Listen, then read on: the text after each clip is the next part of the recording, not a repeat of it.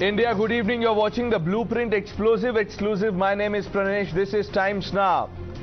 After Prime Minister Modi batted for Uniform Civil Code, there is no end to the political storm. Many in the opposition parties have said that this is a communal agenda of the BJP ahead of 2024. Tamil Nadu Chief Minister M.K. Stalin today lashed out at Prime Minister Modi and said the BJP is so desperate to win the polls in 2024 that they're resorting to this. This is aimed at creating communal tension. Farooq Abdullah chimed in and said that this will create a storm. देखिए, सबसे बड़ी चीज मैं आपसे ये कहूंगा, जो आजकल ये कर रहे हैं कि यूनिफाइड कॉमन कोड होना चाहिए, मैं समझता हूं उसकी तरफ इनको सोचना चाहिए।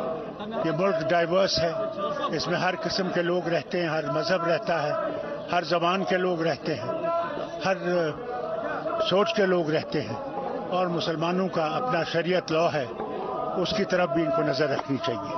और इसके बजाय कि इसको आगे चलाएं, इस पे बार बार सोचें कि कहीं कोई तूफान ना आए अगर इसके लिए इन्होंने कोई कदम उठाया।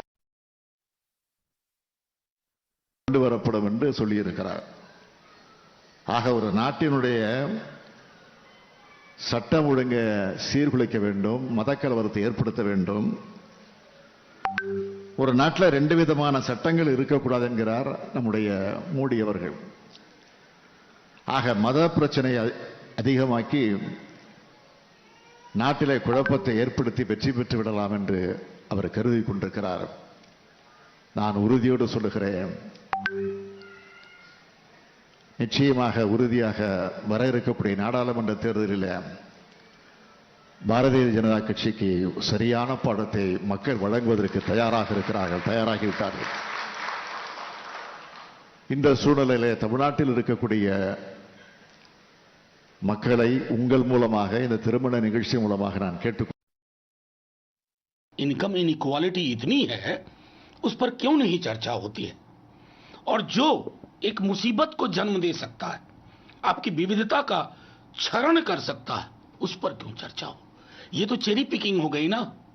मैं तो हर बार बजट के बाद ये पढ़ता हूं, मैं जानता हूं मेरी बात से सरकार की कान पे जूं नहीं रेंगती है, लेकिन मैं कोशिश करता रहता हूं कि कभी ना कभी जूं तो रेंगेगी। ये कल्चरल न्यूएंसेस का सवाल है। रिलीजन तो बहुत बाद की चीज है साहब, एक रिलीजन में कई कल्चर हो सकते हैं। अब जिन लोगों को इस पर डॉग विसिल पॉलिटिक्स करनी है, उनको तो मैं कहूंगा ईश्वर इन्हें सद्बुद्धि दो। You heard the reactions. The opposition is saying that this is part of BJP's dog whistle politics to polarize. The BJP is calling it fear-mongering by the opposition. हमारे देश में हर व्यक्ति 140 करोड़ जनता में एक समान है, और अगर एक समान है तो एक नीति होनी चाहिए सभी। और ये तो संकल्प भारतीय जनता पार्टी की रही है, और ये संकल्प संविधान में भी है। तो आज जो 70 साल में नहीं हो पाया 3 तलाक को हटाने का, कश्मीर में 370 को रद्द करने का, और पूरे देश में एक समान नीति यूनिफॉर्म सिविल कोड स्थापित करने का, जो असंभव कार्य था वो प्रधानमंत्री जी ने पूर्व में भी संभव करवाया है, और यूसीसी भी हम लोग संभव करवाएंगे। सभी से साथ में चर्चा। Uniform Civil Code is part of the Constitution that has existed in India from 1950. Article 44 says that the state shall endeavor to have a uniform civil code. It may not be a fundamental right, but it is part of the constitutional scheme. Those who are raising questions today, they fight about their rights under the same constitution, which also has Article 44, which deals with the Uniform Civil Code. This is about rights of women in terms of inheritance, in terms of other so many issues. This is not about religion in any way. So why are they making it a divisive topic? The courts have spoken about the need of it on several occasions. So should something be kept pending forever? As politics over the issue rages on, the BJP has further strengthened its resolve to provide the nation with UCC. Union Minister Jyotiraditya Scindia, you heard what he said. Many in the Muslim Personal Law Board have said that they will oppose this tooth and nail. मुल्क के constitution ने हर शहरी को religious freedom as a fundamental right guarantee किया है। लिहाजा law commission से भी और हुकूमत से भी यही अपील है कि कोई भी ऐसा कानून ना बने जिससे कि शहरियों की मजहबी आज़ादी पर सवालिया निशान लगे। हमने लगभग Let's open this up quickly. Charu Pragya, spokesperson of the Bharatiya Janata Party. Kapish Srivastava also with us, the spokesperson of the Samajwadi Party. Kapish Srivastava ji, good evening. मैं आपसे ये जानना चाहता हूं कि राम मनोहर लोहिया जी का तो आपने सुना ही होगा नाम, समाजवादी थे, उनसे बड़ा समाजवादी कोई हुआ नहीं। उन्होंने कहा था कि यूसीसी आनी चाहिए, यूसीसी कोई दिक्कत नहीं है। देखिए, लोहिया साहब ने जो यूसीसी लाने की बात कही थी और उस संविधान सभा में बाबा साहब भीमराव अंबेडकर भी चाहते थे कि यूसीसी आए जी, कुछ हद तक नेहरू जी भी चाहते थे, लेकिन बहुत से लोग ऐसे भी संविधान सभा में थे जो यूसीसी नहीं लाना चाहते। यानी कि हमारी संविधान सभा ही दो भागों में विभाजित थी। इसी के कारण इसे आर्टिकल 31 की जगह इसको आर्टिकल 44 में रखा गया। और अंबेडकर साहब ने उस समय इससे जब रखते समय जब चर्चा चली तो उन्होंने इस बात को कहा था कि आने वाली सरकारों पर यह दायित्व होगा कि वो सरकारें प्रयास करें और सहमति के आधार पर इस कानून को लागू करने का प्रयास करें।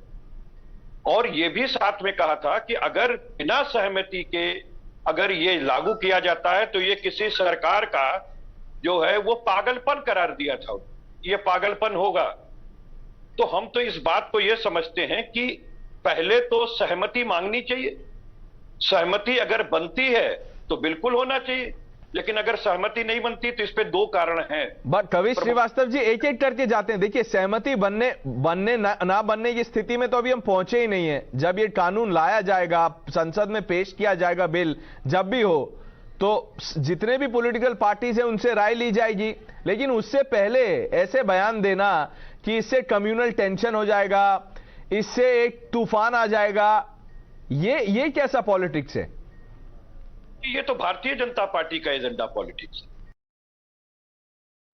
अगर विशुद्ध रूप से इन्हें यूसीसी लागू करना होता तो 6 वर्ष 13 दिन की अटल बिहारी जी की सरकार और 9 वर्ष इनके हो चुके हैं, अब तक यूसीसी पर कोई सहमति क्यों नहीं बनी? और जो 2016 में विधि आयोग के लिए गठित किया गया बीसी चौहान साहब के जो हमारे सुप्रीम कोर्ट के न्यायाधीश थे उनके उसमें तो उन्होंने 2018 में अपनी ओपिनियन दे दी। उन्होंने साफ कह दिया कि यूसीसी आवश्यक नहीं है, बल्कि आवश्यक है पर्सनल लॉज का संहिताकरण करना। और उन्होंने कारण भी बताया कि यह असमानता को नहीं बताता, भेदभाव को बताता है, इसलिए आपसी भेदभाव दूर किया जा सकता है।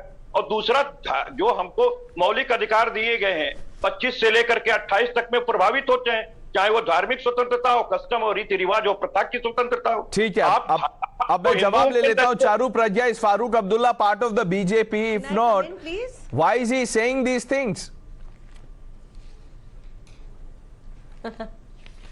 So I'm glad that some people have allowed better sense to prevail when issues of the Uniform Civil Code are concerned. The fact of the matter is, in one land we cannot have intersecting, interfering laws over the same issue. The fact is that there are instances where we come to hear about a little girl who's 10, 11 years old, who's married off, and our high courts are not able to decide if that marriage even stands legally or not because of these said personal laws that my co-panelist is talking about. This is simply about bringing uniformity when it comes to every single law in the country, and it has nothing to do with anybody's religion, the way they choose to practice their religion at all. I think what has happened is the opposition has taken a stand where they want to confuse people. They have made the UCC about a space where people are not able to express and profess their religious practices, where it has nothing to do with any of that. I can go to the temple, I can go to the mosque, I can go to the church or the Gurdwara and continue with my religious practices as I see fit. But I cannot marry off a 10-year-old child. I cannot keep inheritance away from my legitimate daughter. I cannot keep children away from a woman if she manages to get divorced for some reason. So these things need to be sorted out for an advancing society. And I also want to stress on one thing. अभी कह रहे थे मेरे को-पैनलिस्ट की इतने समय से आप बात कर रहे हो, आप अब तक कर क्यों नहीं पाए यूनिफॉर्म सिविल कोड? सर, इतने समय से हम धारा 370 की भी बात कर रहे थे। जब करने का सही समय आया तो वो करके दिखा दिया, 3 तलाक को भी हटा के दिखा दिया। And these things are important for India to integrate as one complete and progressive nation. Tell me, what are the secular country in the world will allow different laws to prevail in their land? No other country. You can make a list of all of them. In fact, right. One last answer, Charu. Let me bring in Mr. Srivastava for one quick comment. कपीश जी, जब फारूक अब्दुल्ला कहते हैं कि तूफान आ जाएगा, तो उसका क्या मतलब है? ये कौन सा तूफान है? कि जब देश की डाइवर्सिटी को आप परिवर्तित करने की कोशिश करेंगे, जो हमारे देश के संविधान ने किया, वो तो संविधान सभा में भी वही बात हुई थी। संविधान सभा के अंदर जो बाबा साहब भीमराव अंबेडकर और अदर्स हमारे जो बात हुई थी, नहीं, एक मिनट, वो जो बात हुई थी वो सब तो रिकॉर्डेड हिस्ट्री है। मैं तो आपसे पूछ रहा हूं, जो तूफान आएगा कहां से आएगा और कहां तक जाएगा? ऐसा कर रहे हैं कि जब आप देश की एकता और अखंडता पे, अक्षुण्णता पे, रीति रिवाज पे, प्रथाओं पे और किसी के धार्मिक स्वतंत्रता पे आप कुठाराघात करेंगे तो पहुंच सकती है। ये तो एक अलार्म है, ये अलार्म है करने की बात है। और दूसरी बात मैं आपको कह दूं कि चारू प्रज्ञा जी, क्यों आप दोहरी बातें करते हैं? अगर 11 साल की कोई चाइल्ड का विवाह होगा तो वो तो व्यक्ति जेल में चला जाएगा, चाहे किसी धर्म का हो, क्योंकि आईपीसी सेक्शन के तहत आएगा। 15 साल से नीचे के साथ आप जो है पत्नी का व्यवहार नहीं कर सकते। कपीश श्रीवास्तव जी, उसमें ऐसा नहीं है। आपको शायद लगता है आपने ज्यादा तैयारी संविधान सभा वाले चैप्टर पे कर ली, इस पे आपको थोड़ा सा और ध्यान देना पड़ेगा। हमारे पास समय की कमी है, नहीं तो अभी और क्लास चलती है। Thank you Charu Pragya and Mr. Srivastava for joining us. We're taking a short break. Viewers, stay with Times Now.